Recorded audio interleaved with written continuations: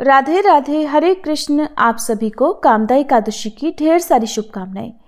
आज की इस वीडियो में आप सुनेंगे कामदा एकादशी और 11 माता की कथाएं। इस बार कामदा एकादशी के ठीक अगले दिन मदन द्वादशी भी है और ये महाद्वादशी है। अगर आप मदन द्वादशी की कथा सुनना चाहते हो तो हमारे चैनल पर पहली वीडियो में मदन द्वादशी की कथा भी सुनाई गई है। बुद्धिमान पुत्र प्राप्ति की इच्छा से या फिर संतान प्राप्ति की कामना से या गर्भस्थ शिशु की रक्षा की कामना से मदन द्वादशी की कथा को हर किसी को अवश्य सुनना चाहिए। खास तौर पर महिलाओं को इस कथा का श्रवण करने के अलावा यदि हो सके तो व्रत के नियमों का भी पालन करना चाहिए। हस्तिनापुर के राजमहल में धर्मराज युधिष्ठिर अपने सिंहासन पर विराजमान थे। सभा में विद्वान ऋषि मुनि, मंत्रीगण और राज परिवार के सदस्य एकत्रित थे। तभी दिव्य आभा के साथ भगवान श्री कृष्ण अपने स्वर्णिम रथ पर प्रकट हुए। उनके आगमन से संपूर्ण राजसभा भक्ति रस में डूब गई।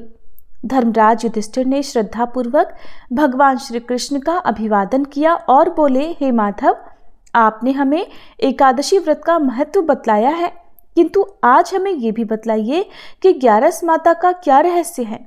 क्यों यह व्रत इतना पुण्यदायी है और कैसे माता 11 भक्तों के सभी संकट हर लेती हैं। तब श्री कृष्ण मंद मुस्कान के साथ बोले, हे धर्मराज, 11 माता का व्रत स्वयं देवताओं द्वारा पूजित है। यह व्रत केवल सांसारिक सुखों का ही नहीं बल्कि आत्मशुद्धि और मोक्ष का द्वार भी खोलता है। आज मैं तुम्हें कामदा एकादशी व्रत की कथा से पहले 11 माता की एक अद्भुत कथा सुनाने जा रहा हूँ, जिसे सुनकर हर कोई इस व्रत को करने के लिए प्रेरित हो उठता है। इस प्रकार भगवान श्री कृष्ण ने 11 माता की पावन कथा सुनाना प्रारंभ किया। एक बार देवर्षि नारद जी वैकुंठ लोक को गए। वहां उन्होंने भगवान श्री लक्ष्मी नारायण जी को प्रणाम किया। फिर नारद जी ने श्री हरि से कहा, प्रभु, अब धरती पर आपका प्रभाव कम हो रहा है। धर्म पर चलने वालों को कोई अच्छा फल नहीं मिल रहा। जो पाप कर रहे हैं उनका भला हो रहा है। तब श्री हरि कहने लगे, ऐसा नहीं है देवर्षि, जो भी हो रहा है सब नियति के कारण हो रहा है। श्री हरि की बात सुनकर नारद जी बोले, प्रभु, मैं तो देखकर आ रहा हूँ कि पापियों को तो अच्छा फल मिल रहा है, लेकिन भला करने वाले और धर्म के रास्ते पर चलने वाले लोगों को बुरा फल मिल रहा है, उन्हें दुख भोगने पड़ रहे हैं। भगवान ने कहा, देवर्षि, कोई ऐसी घटना बताओ जिससे तुम्हें ये लग रहा हो।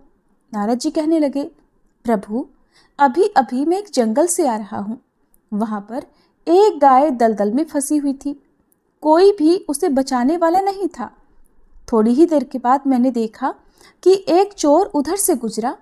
दलदल में फंसी हुई गाय को देखकर वो रुका तक नहीं, बल्कि उस गाय पर पैर रखकर वह दलदल से भरा हुआ गड्ढा लांघकर आगे निकल गया। आगे गया तो उस चोर को सोने की मोहरों से भरी एक थैली मिली।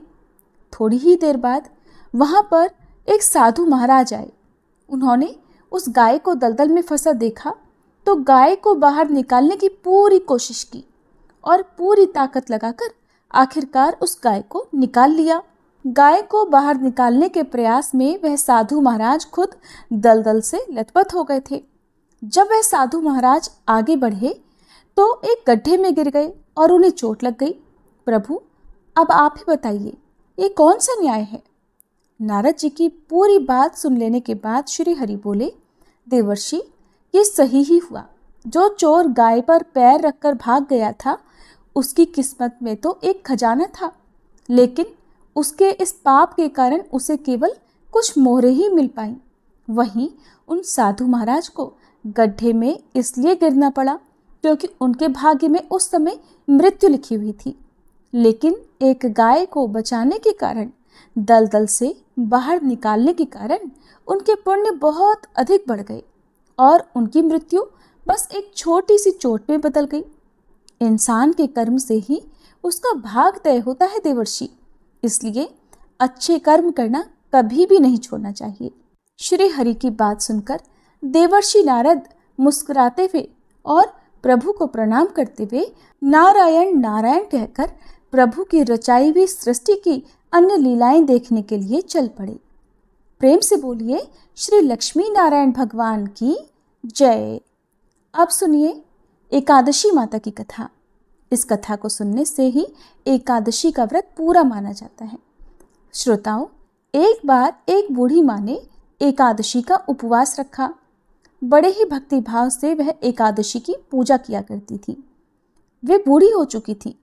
उन्हें वृद्धावस्था में कोई भी ऐसी वस्तु नहीं चाहिए थी जो वे एकादशी का उपवास रखती, क्योंकि एकादशी का उपवास रखने से तो श्री हरि की कृपा से सब कुछ मिल जाता है। वो बूढ़ी माँ तो अपने बच्चों के लिए, अपने परिवार की सुख सुविधा के लिए इतना कठिन व्रत रखती थी।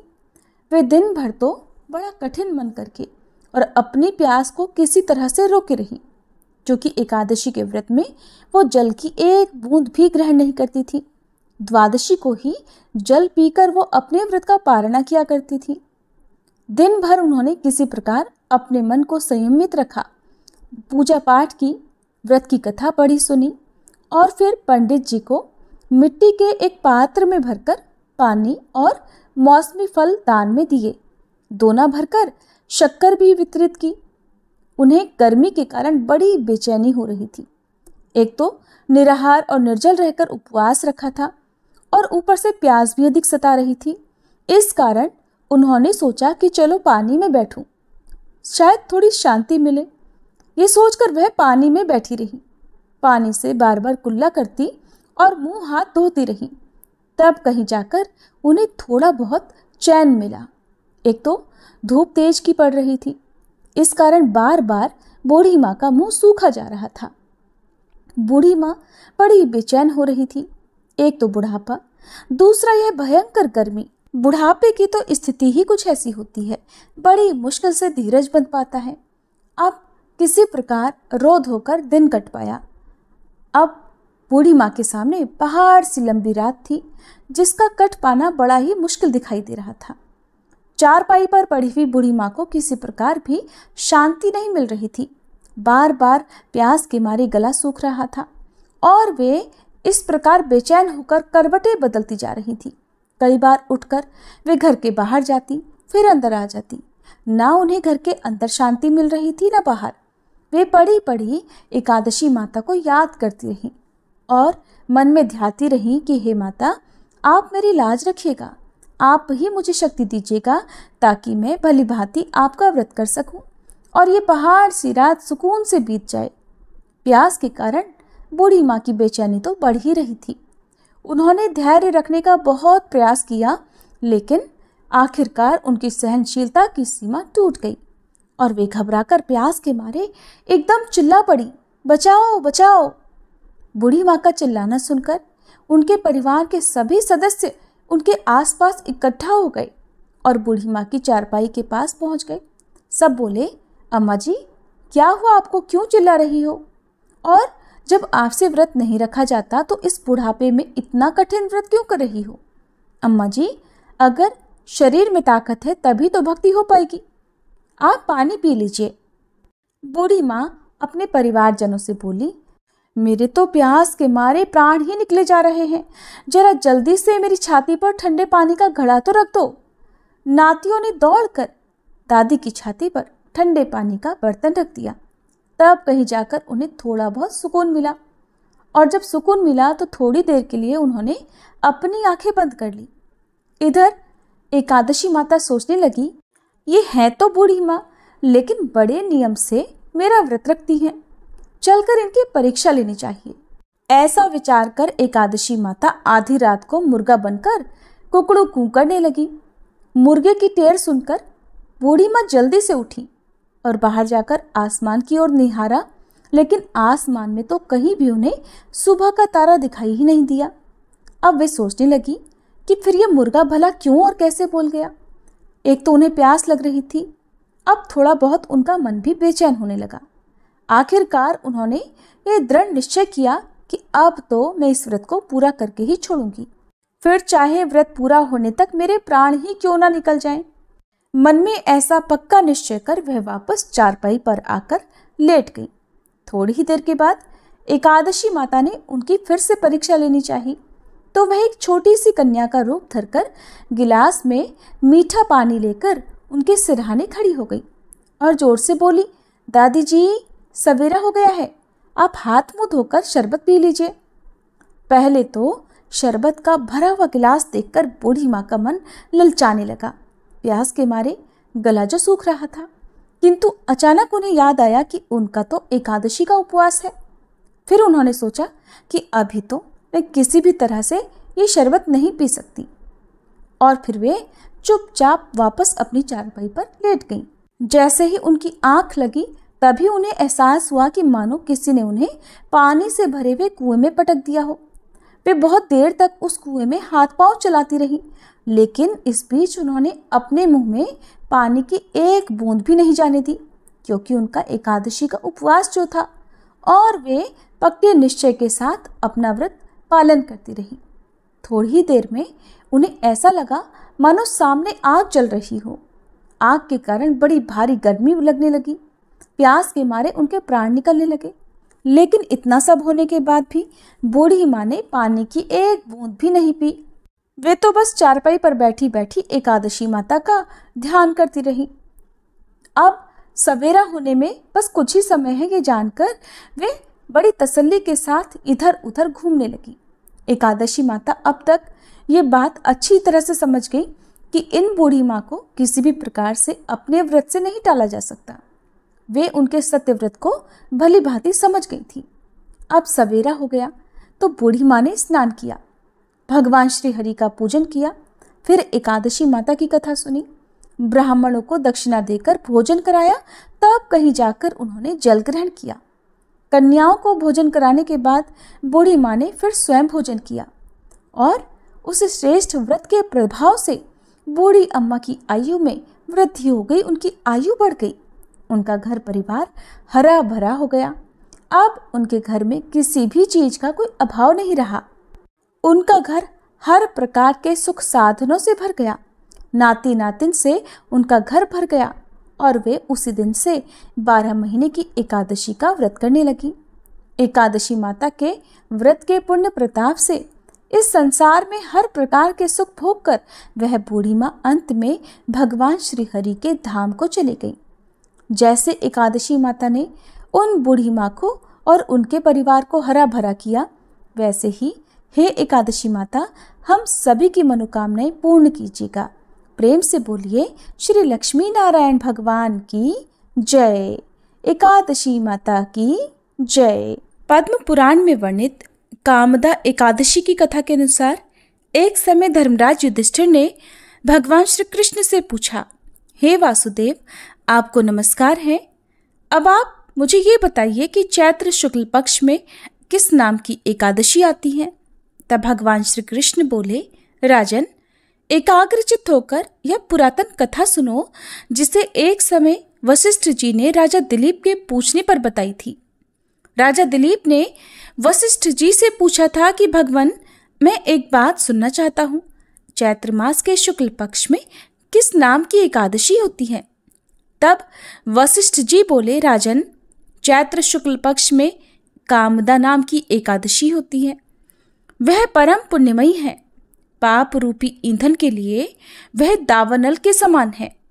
प्राचीन काल की बात है, नागपुर नाम का एक अत्यंत सुंदर नगर था, जहां सोने के महल बने हुए थे। उस नगर में पुंडरीक आदि महाभयंकर नाग निवास करते थे। पुंडरीक नाम का नाग उन्हीं दिनों वहां राज्य करता था। गंधर्व, किन्नर और अप्सराएं भी उस नगरी का सेवन करती थी। वहीं पर एक श्रेष्ठ अप्सरा थी जिसका नाम था ललिता। उसके साथ ललित नाम वाला गंधर्व भी था, और वे दोनों पति पत्नी के रूप में रहा करते थे। दोनों ही परस्पर काम से पीड़ित रहा करते थे। ललिता के हृदय में सदा पति की ही मूर्ति बसी रहती थी, और ललित के हृदय में सुंदरी ललिता का नित्य निवास था। एक दिन की बात है, नागराज पुंडरीक राजसभा में बैठकर मनोरंजन कर रहा था। उस समय ललिता का गान हो रहा था, किंतु उसके साथ उसकी प्यारी ललिता नहीं थी। गाते गाते अचानक उसे अपनी पत्नी ललिता का स्मरण हो आया, इसलिए उसके पैरों की गति रुक गई और जीभ लड़खड़ाने लगी। तब नागों में श्रेष्ठ कर्कोटक को ललित के मन का संताप पता चल गया, इसलिए उसने राजा पुंडरीक को उसके पैरों की गति रुकने और गान में त्रुटि होने की बात बता दी। कर्कोटक की बात सुनकर नागराज पुंडरीक की आंखें क्रोध से लाल हो गई और उसने गाते हुए कामतुर ललित को शाप दे डाला, दुर्बुद्धे, तू मेरे सामने गान करते समय भी पत्नी के वशीभूत हो गया, इसलिए जा, तू राक्षस हो जा। महाराज पुंडरीक के ऐसा कहते ही वह गंधर्व राक्षस हो गया। भयंकर मुख, विकराल आंखें और देखने मात्र से भय उपजाने वाला रूप, ऐसा भयंकर राक्षस होकर वह अब कर्म का फल भुगतने लगा। इधर ललिता अपने पति की विकराल आकृति देखकर मन ही मन बड़ी चिंतित हुई, भारी दुख से कष्ट पाने लगी और सोचने लगी, क्या करूं, कहाँ जाऊं, मेरे पति पाप से कष्ट पा रहे हैं। वह रोती हुई घने जंगलों में पति के पीछे पीछे घूमने लगी। वन में उसे एक सुंदर आश्रम दिखाई दिया जहां एक शांत मुनि बैठे हुए थे। उनका किसी भी प्राणी के साथ कोई भी वैर विरोध नहीं था। ललिता बड़ी तेजी के साथ वहां गई और मुनि को प्रणाम करके उनके सामने खड़ी हो गई। मुनि बड़े दयालु थे। उस दुखिनी को देखकर वे इस प्रकार बोले, शुभे, तुम कौन हो, कहाँ से आई हो, मेरे सामने सच सच बताओ। ललिता बोली, महामुने, वीरधन्वा नाम वाले एक गंधर्व हैं। मैं उन्हीं महात्मा की पुत्री हूँ और मेरा नाम ललिता है। मेरे पति अपने पाप दोष के कारण राक्षस हो गए हैं और उनकी यह अवस्था देखकर मुझे बिल्कुल भी चैन नहीं है। हे ब्राह्मण, इस समय मेरा जो कर्तव्य हो वह बताइए। हे विप्रवर, जिस पुण्य के द्वारा मेरे पति राक्षस भाव से मुक्ति पा जाए, कृपया उसका उपदेश कीजिए। तब ऋषि बोले, शुभे, इस समय चैत्र शुक्ल पक्ष की कामदा नाम की एकादशी तिथि है, जो सब पापों को नाश करने वाली और अति उत्तम है। तुम उसी का विधि पूर्वक व्रत करो और इस व्रत का जो पुण्य हो उसे अपने स्वामी को दे डालो। पुण्य देने पर क्षण भर में ही उसके शाप का दोष दूर हो जाएगा। भगवान श्री कृष्ण कहते हैं, राजन, मुनि का यह वचन सुनकर ललिता को बड़ी प्रसन्नता हुई और उसने एकादशी को उपवास करके द्वादशी के दिन उन ब्रह्मऋषि के समीप ही भगवान वासुदेव के श्री विग्रह के समक्ष अपने पति के उद्धार के लिए यह वचन कहा, मैंने जो यह कामदा एकादशी का उपवास व्रत किया है, उसके पुण्य के प्रभाव से मेरे पति का राक्षस भाव दूर हो जाए। वशिष्ठ जी कहते हैं, ललिता के इतना कहते ही उसी क्षण ललित का पाप दूर हो गया। उसने दिव्य देह धारण कर लिया और वह राक्षस भाव भी चला गया और उसे पुनः गंधर्वत्व की प्राप्ति हो गई। हे राजन, वे दोनों पति पत्नी कामदा के प्रभाव से पहले की अपेक्षा और भी अधिक सुंदर रूप धारण करके विमान पर आरूढ़ होकर अत्यंत शोभा पाने लगे। ये जानकर इस एकादशी के व्रत का यत्न पूर्वक पालन करना चाहिए। मैंने लोगों के हित के लिए आपके सामने इस व्रत का वर्णन किया है। कामदा एकादशी ब्रह्म हत्या आदि पापों तथा पिशाचत्व आदि दोषों का भी नाश करने वाली है। राजन, इसके पढ़ने और सुनने से वाजपेयी यज्ञ का फल मिलता है। भगवान श्री कृष्ण ने जैसे ही कामदा एकादशी की कथा पूर्ण की, हस्तिनापुर राजमहल में दिव्य आभा फैल गई। वहां उपस्थित सभी ने अनुभव किया कि जैसे स्वयं नारायण की कृपा बरस रही हो। धर्मराज युधिष्ठिर हाथ जोड़कर बोले, हे माधव, आपने हमें ये अमूल्य ज्ञान प्रदान किया। अब हम सभी इस पावन व्रत को विधि पूर्वक करेंगे। उनकी बात सुनकर समस्त राजपरिवार, मंत्रीगण और विद्वान ब्राह्मणों ने इस व्रत का पालन करने का संकल्प लिया। भगवान श्री कृष्ण मंद मुस्कान के साथ बोले, यह एकादशी समस्त पापों का नाश करने वाली है। जो भी श्रद्धा से इसका पालन करेगा, उसकी समस्त मनोकामनाओं को पूर्ण करके वह अंत में विष्णु लोक को प्राप्त करेगा। यह सुनकर सभी ने जय श्री कृष्ण, जय श्री हरि का उद्घोष किया और भक्ति भाव में लीन हो गए। अंत में महल में हरिनाम संकीर्तन हुआ और भक्तों ने प्रसाद ग्रहण कर इस पावन कथा का पुण्य लाभ प्राप्त किया। प्रिय श्रोताओ, अगर आपने भी इस कथा का श्रवण किया है तो आप सबको भी कथा श्रवण का पुण्य लाभ अवश्य प्राप्त होगा। अब सुनिए ग्यारस माता की आरती। ओम जय एकादशी माता, मैया जय एकादशी माता। विष्णु पूजा व्रत को धारण कर शक्ति मुक्ति पाता। ओम जय एकादशी माता। तेरे नाम गिनाऊं देवी, भक्ति प्रदान करनी। गण गौरव की देनी, माता शास्त्रों में वरनी। ओम जय एकादशी माता। मार्गशीर्ष के कृष्ण पक्ष की उत्पन्ना, विश्वतारिणी जनमी। शुक्ल पक्ष में हुई मोक्षदा, मुक्तिदाता बन आई। जय एकादशी माता। पौष के कृष्ण पक्ष की सफला नामक है। शुक्ल पक्ष में होए पुत्रदा, आनंद अधिक रहे। ओम जय एकादशी माता। नाम षट तिला माघ मास में कृष्ण पक्ष आवे। शुक्ल पक्ष में जया कहावे, विजय सदा पावे। जय एकादशी माता। विजया फागुन कृष्ण पक्ष में शुक्ला आमल की। पाप मोचनी कृष्ण पक्ष में चैत्र महाबली की। ओम जय एकादशी माता। चैत्र शुक्ल में नाम कामदा, धन देने वाली। नाम बरूथनी कृष्ण पक्ष में वैशाख महावाली। ओम जय एकादशी माता। शुक्ल पक्ष में होए मोहनी, अपराजेष्ठ कृष्ण पक्षी।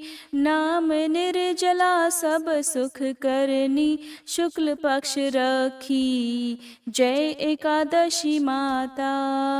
योगिनी नाम आषाढ़ में जानो, कृष्ण पक्ष करनी। देव शयनी नाम कहायो, शुक्ल पक्ष धरनी। जय एकादशी माता। कामिका श्रावण मास में आवे, कृष्ण पक्ष कहिए। श्रावण शुक्ला होए पवित्रा, आनंद से रहिए। जय एकादशी माता। अजा भाद्रपद कृष्ण पक्ष की परिवर्तनी शुक्ला। इंद्रा आश्विन कृष्ण पक्ष में व्रत से भव सागर निकला। जय एकादशी माता। पापांकुशा है शुक्ल पक्ष में आप हरनहारी। रमा कार्तिक में आवे सुखदायक भारी। ओम जय एकादशी माता। देवोत्थानी शुक्ल पक्ष की दुखनाशक मैया। पावन मास में करो विनती, पार करो नैया। ओम जय एकादशी माता। परमा कृष्ण पक्ष में होती, जन मंगल करनी। शुक्ल पक्ष में होए पद्मनी, दुख दारिद्र हरनी। ओम जय एकादशी माता। जो कोई आरती एकादशी की भक्ति सहित गावे, जन गुरुदिता स्वर्ग का वासा, निश्चय वह पावे। ओम जय एकादशी माता। मैया जय एकादशी माता। ओम जय एकादशी माता।